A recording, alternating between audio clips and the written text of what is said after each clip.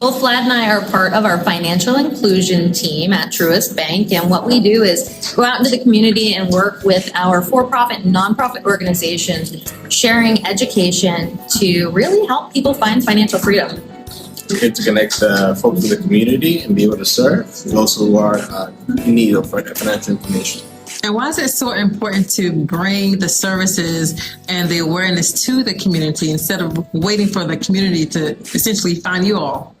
It really speaks to Truist's purpose. Our purpose is to build better lives and communities. And I always say to folks, what a better way to do that than be out here with our community, helping educate and really giving information that nobody else shares. Definitely.